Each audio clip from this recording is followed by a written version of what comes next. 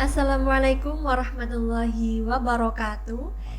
Kembali lagi pada channel kami, yaitu channel Geraha Al-Qur'aniyah. Nah, sahabat Al-Qur'aniyah semuanya, seperti biasa kembali lagi pada jumpa sore kali ini, yaitu dimana kita akan berbincang interaktif ini, sahabat Al-Qur'aniyah, yang mana kita akan mengangkat tema-tema yang tidak kalah seru dari tema-tema sebelumnya. Nah, untuk itu, jadi sahabat Al-Qur'aniyah semuanya, jangan lupa nih untuk tetap like, komen, dan subscribe channel kita ini, dan jangan lupa juga untuk tekan tombol loncengnya ya. Nah, baik. Jadi kali ini sahabat Al-Qur'aniyah semuanya, seperti biasanya untuk menunggu waktu berbuka dan sambil sahabat Al-Qur'aniyah nih menyiapkan menu berbukanya. Nah, alangkah baiknya untuk kita bisa menyimak atau mendengarkan ulasan-ulasan dari tajuk penyampaian yang mana nantinya bisa membuka wawasan pagi kita semuanya. Nah, di sini di samping saya sudah ada Ustadz Marbait yang nantinya akan menyampaikan ulasan yang sangat-sangat berguna bagi kita semuanya. Nah, sebelum kita masuk tema pada sore hari ini, mari kita sapa terlebih dahulu narasumber kita. Assalamualaikum Ustadz Marbait. Waalaikumsalam warahmatullahi wabarakatuh. Ya, bagaimana Ustadz? Kabarnya sore hari ini? Masih bersemangat Ustadz? Alhamdulillah baik, semangat terus jalankan ibadah puasanya. Alhamdulillah Ustadz ya. Masih lancar ya Ustadznya ini untuk Alhamdulillah. puasanya, belum ada yang lubang masih. Alhamdulillah. Ya, nanti kalau lubang ini bisa dicurigai Ustadz. Ini nanti ada apa ini kok bisa berlubang ini Ustadz? Iya. Apa namanya puasanya Ustadz? Ya. Jadi kita sudah ada narasumber yang kita tunggu-tunggu nih. Nah, di mana narasumber kita kali ini Ustadz Marbait ini yaitu sudah memiliki keilmuan yang mana nantinya bisa membangun wawasan kita. Nah, langsung saja tema kali ini yaitu membentuk keluarga sakinah. Nah, dari temanya ini sudah sangat bagus ini, sahabat Al-Qur'aniyah. Nah, di sini terkait tema membentuk keluarga sakinah, mungkin langsung saja ya kita berlanjut kepada Ustadz Marbait untuk bisa menyampaikan apa sih arti dari atau makna dari keluarga sakinah. Terima kasih. Sakinah dari bahasa Arab sakanah yang bermakna tenang, tentram. Artinya dalam keluarga kalau disebut sakinah berarti orang yang di dalamnya merasakan ketenangan, merasakan ketenteraman, sehingga bisa menjalankan ibadah dengan baik, menjalankan rutinitas dengan baik, dan pastinya Allah akan liputi dengan keberkahan di hari-harinya. Maka disebut sakinah karena ada ketenangan. Sebaliknya, kalau orang mengatakan keluarga saya sakinah tapi setiap hari kok ternyata bertengkar terus, waduh, sedikit-sedikit kedengaran piring terbang, sedikit-sedikit kedengaran suara yang keras, maka ini dipertanyakan. Atau kadang sang istri sudah senang di tempat kerjanya, jarang pulang, atau sebaliknya seorang suami lebih senang di tempat warung kopinya misalnya. Ini berarti juga perlu dipertanyakan. Kenapa? Karena kalau dalam hidup rumah tangga disebut membangun rumah tangga, berarti dalam rumah ini ada ketenangan, ketenteraman, dan betul-betul merasakan kedamaian di dalam rumah, itulah disebut sakinah. Sehingga kedua belah pihak, suami sama istri, bisa sama-sama tetap di dalam mengarungi untuk mencari ridha Allah Subhanahu wa taala. Gitu. Iya. Nah, jadi gini Ustaz.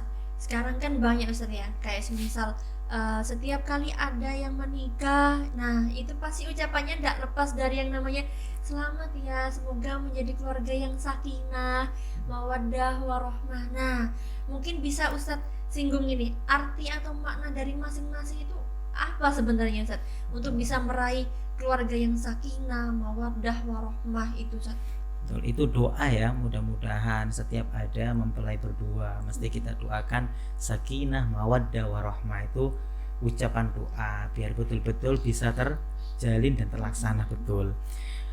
Mawaddah warahmah itu tidak akan terjadi sebelum adanya sakinah. Disebut mawaddah artinya dari kata waddah, cinta. Apa bedanya mahabbah dengan mawaddah? Kalau mahabbah itu Allah anugerahkan umum, semua orang, semua makhluk hidup memiliki mahabbah. Satu contoh, orang kafir pun Allah beri mahabbah, rasa cinta. Orang Islam pun Allah beri mahabbah, hewan pun Allah beri mahabbah.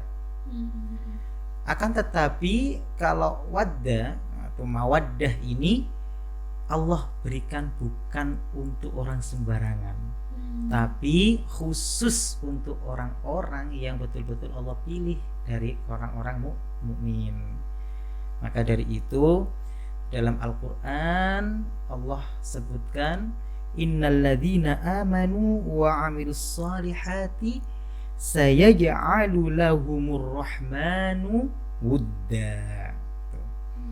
Maka sesungguhnya orang-orang yang beriman dan orang-orang yang beramal soleh Allah jadikan bagi mereka itu kasih sayang dan cinta kasih.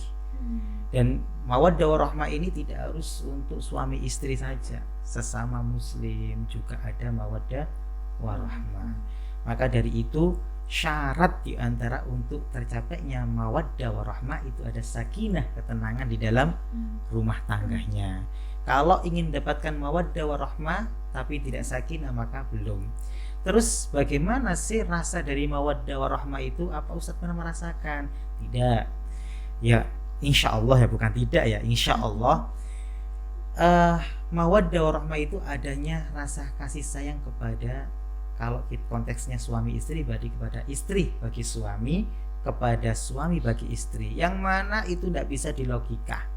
Yang mana rasa cinta atau rasa sayang ini berbeda dengan cinta-cinta monyet yang orang itu kadang ketika jatuh cinta, waduh ini enggak, cintanya itu karena sayang, karena bukan kasihan tapi karena sayang, dan itu Allah timbulkan di dalam hatinya seseorang itu, dan tanpa sebab kadang-kadang memang tidak ada sebabnya tapi muncul karena adanya sakinah tadi. Sehingga sering kita lihat ada orang sampai kakek-kakek, nenek-nenek betul-betul mesra dan betul-betul sayang sekali kepada sang istri. Apakah dia cinta? Cintanya bukan mahabbah itu sudah, tapi sudah mawaddah dan juga warahmah. Dan itu walaupun berdua, walaupun ada siapa, walaupun rumahnya jelek, walaupun kehujanan, tetap selagi berdua itu akan rasa nyaman. Itu disebut keluarga sakinah mawaddah warahmah. Gitu Ustaz. Iya. Jadi gini Ustaz, mungkin kasus saat ini ya Ustaz ya, banyak sekali pernikahan dini ya Ustaz ya. Mungkin banyak pernikahan yang mana umur muda sudah menikah gitu ya Ustaz ya. Dan mungkin juga meskipun bukan pernikahan dini, mungkin juga sudah pas juga umurnya, kemudian juga sudah menikah. Nah, tapi di dalam rumah tangga, perjalanan rumah tangga itu ada mungkin percecokan atau perselisihan, tidak sama pola pikirnya. Nah, sehingga di situ bisa menimbulkan ketidakcocokan. Nah, dari masalah-masalah tersebut Ustadz, apabila sudah ada seperti itu, apakah bisa Ustadz untuk dikembalikan lagi untuk bisa membentuk keluarga yang sakinah Ustadz? Kenapa tidak bisa? Ya seharusnya bisa. Kalau memang ketika kita menikahi seorang gadis atau istri itu kita menikahi karena Allah. Sebaliknya seorang istri ketika menikah dengan suami itu memang menikahnya karena Allah. Maka terjadinya gesekan, terjadinya perselisihan, itu suatu hal yang wajar. Karena memang dalam pernikahan itu menyatukan dua unsur, bukan hanya unsur jenis laki perempuan, bukan, tapi juga menyatukan perbedaan-perbedaan. Maka dari itu bahkan perbedaan syu'uban wa qabailan lita'arofu itu yang lingkup besar, lita'arofu untuk saling mengenal. Ketika saling mengenal, maka nanti ada sakinah, mawaddah warahmah. Bukan perbedaan dijadikan perselisihan, perseteruan, percecokan, tapi hunna libasul lakum wa antum libasul lahun. Kekurangan istri harusnya ditutupi sama suami, kekurangan suami tutupi sama istri. Dan di sini adalah kedewasaan yang dipentingkan dan rasa takwanya kepada Allah. Jadi ketakwaan pada Allah akan menimbulkan kedewasaan pada suami atau istri. Maka akan saling mengalah satu sama lainnya. Perselisihan wajar dan pasti akan ada. Tapi dengan perselisihan itu nanti malah timbul kecintaan, timbul perdamaian, timbul kasih sayang. Kenapa? Karena berangkat dari awalnya adalah dari ketakwaan, berangkatnya karena ibadah. Baik itu pernikahan dini, tidak ada masalah pernikahan dini selagi sudah baligh, dan itu sudah Rasulullah contohkan sendiri. Artinya apa yang dilakukan Rasulullah ini sebagai jawaban kepada umatnya apabila terjadi seperti itu. Satu contoh, ternyata Allah takdirkan jodoh kita ini jauh lebih muda, atau kita ditakdirkan sama Allah jodoh kita jauh lebih tua, maka semua ada figurnya, dan Rasulullah sudah menjadi figur yang utama di dalam rumah tangga ini. Gitu. Baik Ustaz ya. Ya mungkin ini bisa nantinya untuk sahabat Al-Qur'aniyah semuanya ini bisa menyimak juga Ustaz ya. Jadi mungkin yang sudah berumah tangga atau yang akan berumah tangga nih Ustaz ya, terkait dengan tema kita yaitu membentuk keluarga sakinah. Nah ini menurut Ustadz ini bagaimana untuk membentuk keluarga sakinah menurut ajaran Rasulullah sendiri itu bagaimana Ustadz? Satu, semuanya harus dilandasi dengan ketakwaan. Karena Rasulullah sendiri ketika meminang Sayyidah Khadijah itu bukan main-main. Bukan awal kali yang meminang bukan Rasulullah, Khadijah meminang Rasulullah, menanyakan Sayyidah Khadijah menanyakan status Rasulullah. Kenapa? Karena memang sudah ditunggu-tunggu. Lah, di sini figur yang bisa kita contoh. Makanya kalau mau menikah tidak pokoknya itu cantik dinikahi, pokoknya itu ganteng dicintai, dinikahi, tidak seperti itu.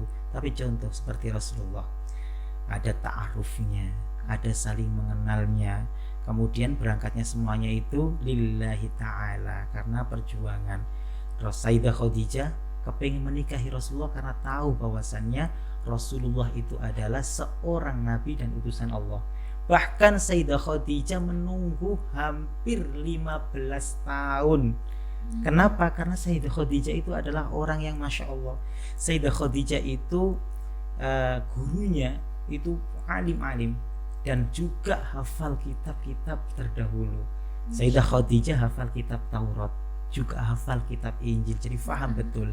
Dan di dalamnya diketahui ada nama Muhammad adalah utusan Allah di akhir zaman ini. Maka ditunggu sama Sayyidah Khadijah. Ketika tahu dan ciri-cirinya seperti yang disebutkan dalam kitab, maka tidak segan Sayyidah Khadijah ini meminang kepada Rasulullah, menanyakan. Dan ini jadikan dalil untuk orang perempuan, ya kaum nisa, kalau ada orang laki-laki baik, tidak ada salahnya kita menanyakan. Wah, ini kayaknya laki-laki ini baik, soleh, ahli ibadah, baik itu secara dunia, secara akhirat bagus. Segera tanyakan, tidak apa-apa. Kenapa? Karena sudah dicontohkan sama Sayyidah Khadijah. Kemudian Rasulullah juga sama. Ketika tahu itu dan melihat, Masya Allah, ternyata ada wanita alim, ya, dan insya Allah itu wanita teralim, ya, wanita terpandai dan wanita tersolihah di zaman itu. Karena beliau hafal Taurat, beliau hafal Injil, langsung sama Rasulullah dipinang. Dan ketika meminang, betul-betul meminang ini menghormati ilmunya Sayyidah Khadijah. Bisa dibayangkan kalau anak sekarang meminang tidak ada apa-apanya dengan Rasulullah. Rasulullah meminang Khadijah, Masya Allah, dengan 20 unta. bisa dibayangkan kalau satu unta yang biasa saja harganya 35 juta kali 20 berapa. Itu belum masih bawahan-bawahan. Total kalau bisa ditotal gitu hampir 1 M lebih untuk meminang Sayyidah Khadijah. Itu meminangnya bukan karena Sayyidah Khadijah kaya enggak, tapi menghormati ilmunya Sayyidah Khadijah, menghormati kesolihannya, kesolihahannya Sayyidah Khadijah. Akhirnya dipinang. Ketika dipinang dan diterima sudah menjadi suami istri, Masya Allah ya, tidak ada duanya. Sosok suami istri yang betul-betul sakinah mawaddah itu kita bisa mencontoh satu figur dari Ummul Mukminin Sayyidah Khadijah dengan Rasulullah. Tidak seperti anak sekarang, kupinang kau dengan Bismillah. Itu Masya Allah.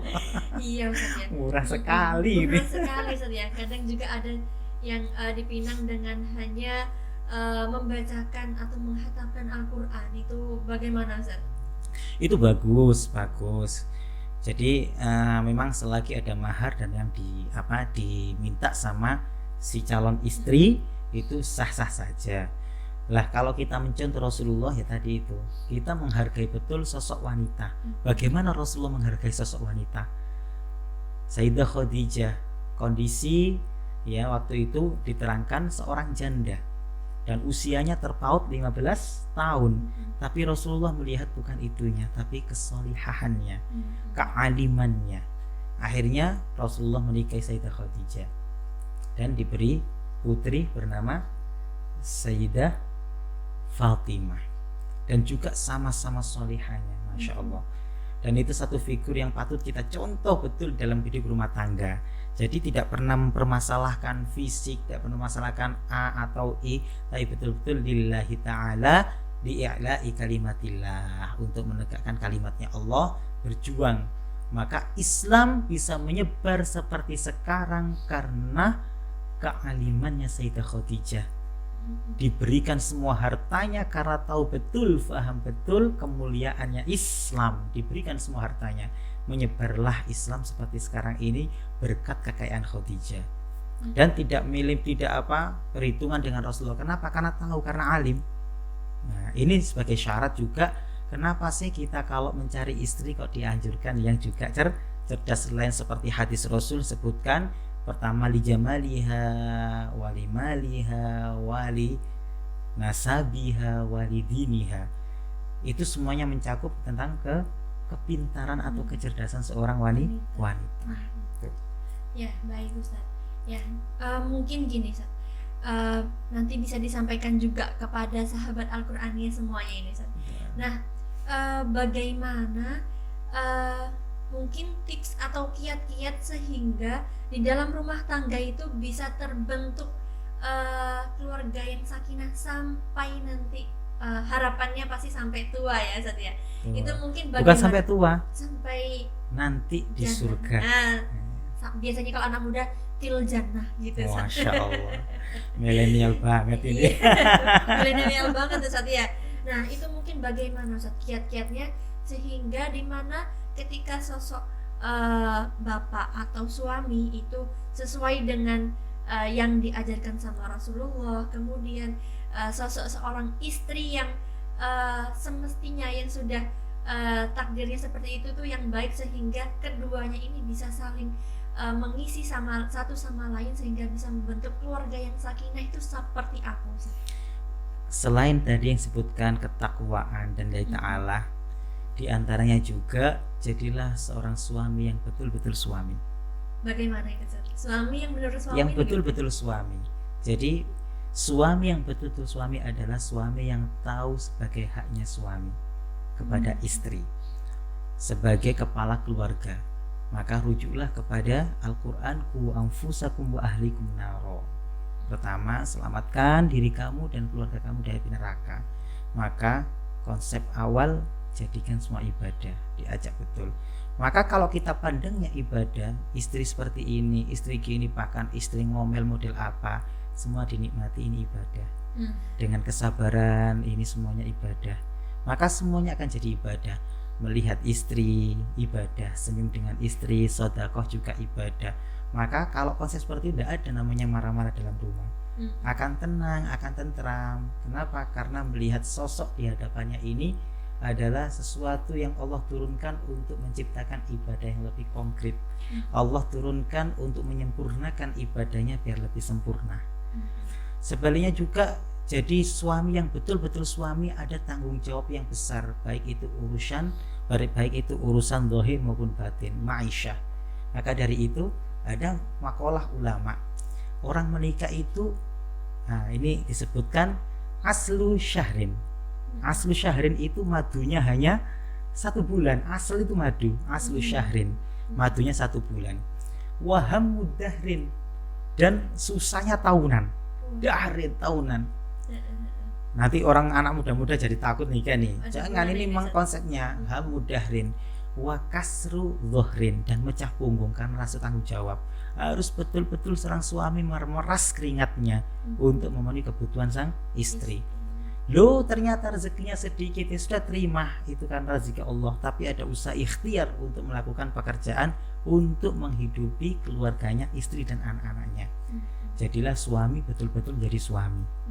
Maka kalau seorang wanita mau mencari suami, saran ini ya, selain ketakwaannya, lihat keringatnya. Lihat keringatnya, bukan berarti keringatnya yang banyak diperes ya, enggak. Tapi lihatlah seorang itu selain kesolehannya, lihat juga si pria calon suami ini berani nggak dia berkorban memeras keringat untuk orang yang disayangi. Maka undur ila urukihi, lihatlah pada keringatnya. Lah, orang laki-laki juga sama kalau mencari wanita, seperti yang hadis Rasul Shallallahu Alaihi Wasallam. Lah, sebaliknya seorang wanita juga jadilah istri yang sebenarnya, bukan istri-istrian, juga bukan suami-suaminya. Iya. Bagaimana nih, istri yang menurut istri nih, istri yang betul-betul memandang seorang suami adalah seorang pemimpin. Ar-rijalu qawwamuna 'alan nisa. Jadi betul-betul saya sekarang berada di tangan suami. Maka orang tua saya semuanya itu sudah nomor sekian. Sekarang adalah nomor 1 adalah suami. Ketaatannya kepada suami betul-betul dijaga. Kemudian selain ketaatan, menjaga kehormatan suami betul-betul dijaga. Juga menjadi pilar rumah tangga juga harus betul-betul jaga, menjadi daringan katanya gitu. Lah, ini yang sekarang kalau kita singgung pada konsep zaman sekarang, aduh jauh sekali nih, jauh sekali.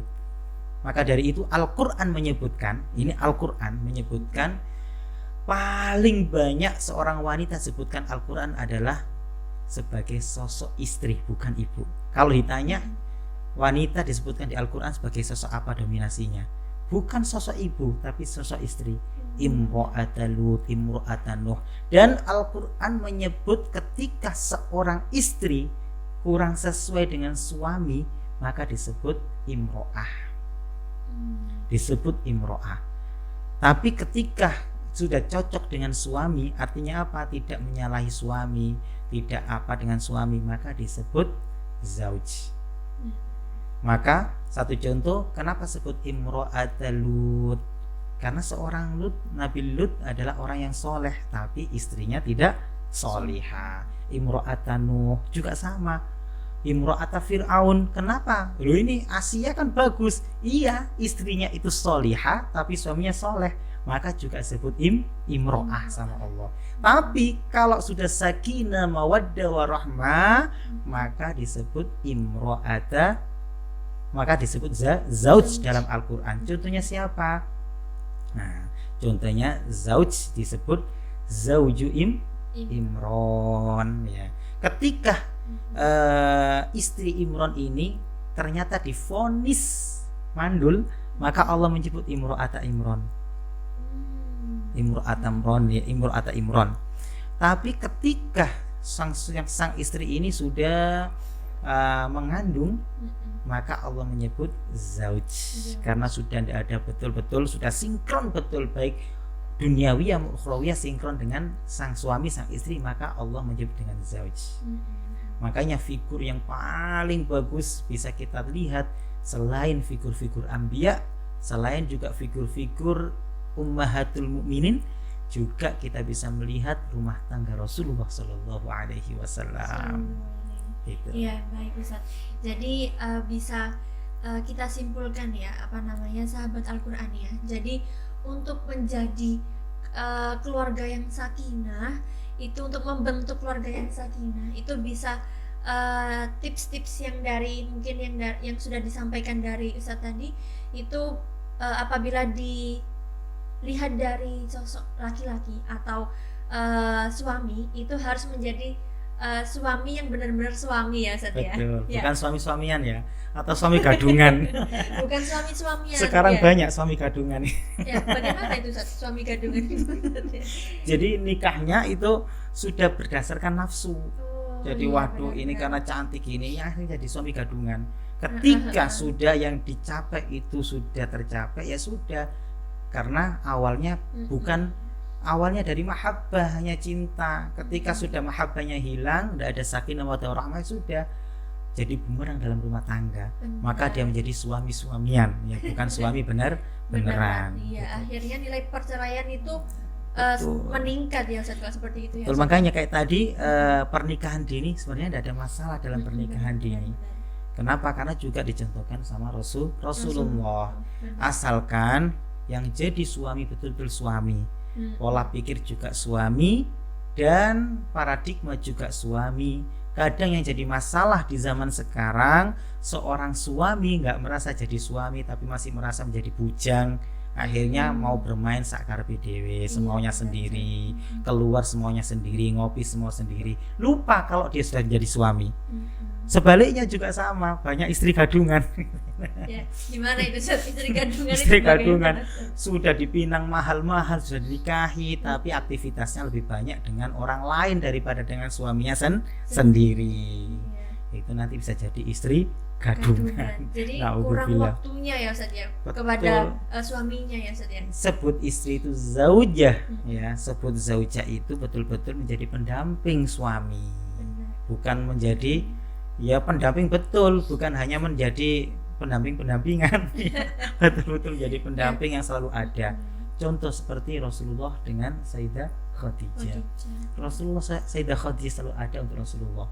Ketika Rasulullah merasa ada ketakutan ketika mendapatkan wahyu dari Allah yang pertama, tapi apa yang menenangkan adalah Sayyidah Khadijah, dipeluk sama Sayyidah Khadijah, kemudian diteduhkan, maka tentramlah hati Rasulullah. Itu selalu ada untuk suami. Nah sekarang zaman ini sudah terbalik, ketika sang suami mencari mana istri saya, waduh masih shopping, jadi miliknya mall ya. Jadi gini San, mungkin ada pertanyaan lagi nih. Nah sekarang kan ada mungkin gagasan yang menyatakan bahwa wanita itu juga perlu atau penting juga bekerja ya San ya, sehingga menjadikan wanita itu menjadi wanita karir Ustaz. Emansipasi ya. Nah emansipasi benar Ustaz. Nah sehingga waktu bersama suami itu mungkin sedikit berkurang ya, bisa dikatakan kurang Ustaz ya. Nah itu bagaimana Ustaz sehingga untuk kembali pada tadi ajaran Rasulullah bahwa istri itu harus selalu ada untuk suami Ustaz. Fitrahnya seorang istri itu ada di rumah. Tidak menyalahkan yang bekerja, monggo, yang mau bekerja seorang istri, asalkan betul-betul bisa menjadi istri yang betul-betul super. Artinya apa? Boleh bekerja, boleh, tapi harus memiliki tenaga double. Iya, karena dia sudah memilih dua, kewajiban untuk di rumah iya sebagai seorang istri, kewajiban di luar sebagai pekerja. Maka tidak mungkin dengan tenaga satu, harus tenaga double. Tapi kalau tidak mampu, maka sudah, rezeki itu Allah yang mengatur. Semua satu keluarga mau bekerja sekeras apapun, takaran rezeki Allah sama, dan Allah akan lewatkan di mana saja. Ini yang kadang kita tidak kurang realistis. Seorang suami juga harus pinter. Waduh, ya ndak pas kalau suami di rumah cangkruan, sang istri bekerja. Ini suami bukan suami beneran ini. Tapi iya, benar. ada seperti ini, salah satu ada seorang ulama ketika memang sang istri ini kuliah, dan kuliahnya bukan karena untuk mencari pekerjaan, tapi kuliah ingin cari ilmu. Diizini sama suaminya, silakan kamu kuliah. Ketika sudah sampai pada satu taraf yang dia bisa mendapatkan pekerjaan, dia bekerja. Tapi suami mengizinkan, saya nggak izinkan bekerja, tapi saya mengizinkan kalau kamu mengamalkan ilmu kamu. Maka berbeda konteksnya. Nah, ini bedanya kalau suami yang alim sama tidak alim. Maka sang istri tetap melakukan aktivitasnya, misalnya sebagai seorang dokter tetap bekerja jadi dokter, seorang perawat tetap jadi perawat, tapi di sini mengamalkan ilmunya karena tanggung jawab sebagai seorang yang dapat ilmu.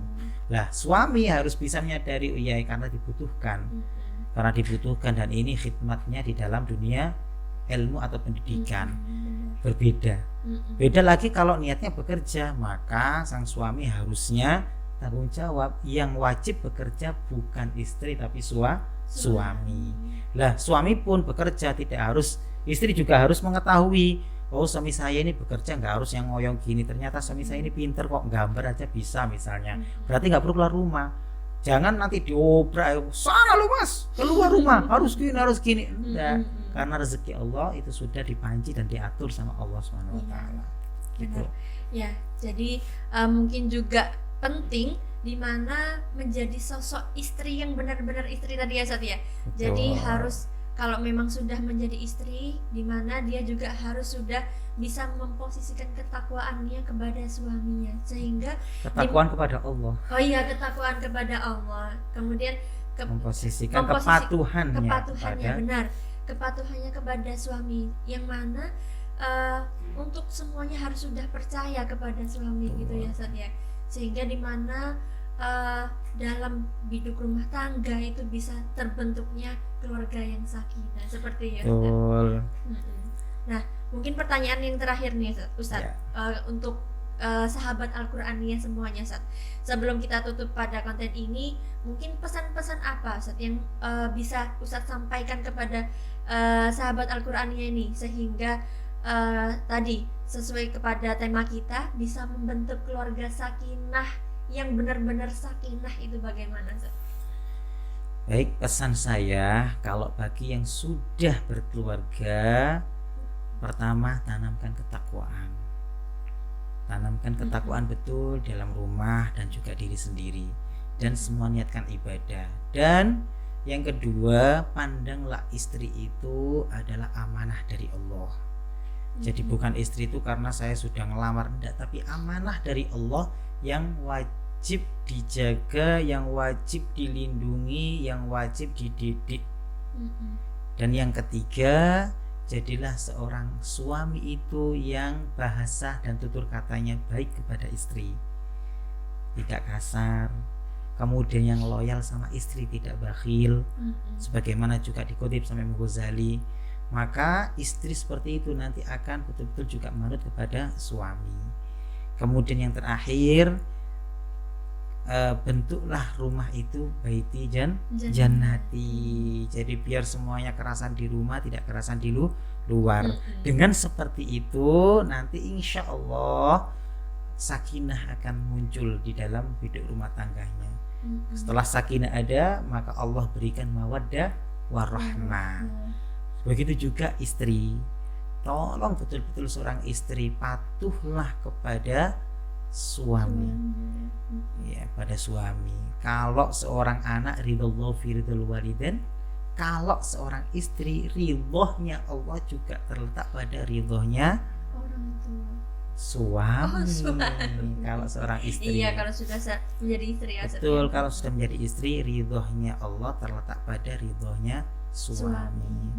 Maka kenapa kok seperti itu? Kalau ridhonya Allah pada ridho orang tua, memang tidak ada namanya orang tua itu sebenci apapun sampai ingin menyakiti atau pada anak, enggak. Kasih sayang orang tua itu sepanjang beta. Maka kasih sayang Allah pada hambanya juga sama, yang bisa mensinkronkan kasih sayang ini hanya orang tua kepada anak. Begitu juga suami. Kalau seorang suami sudah cinta kepada sang istri, betul-betul mawaddah warahmah, maka insya Allah istri ini terus akan dilindungi sampai yaumul qiyamah. Bahkan punya cita-cita, mari kita besok menghadap Allah dengan keluarga kita.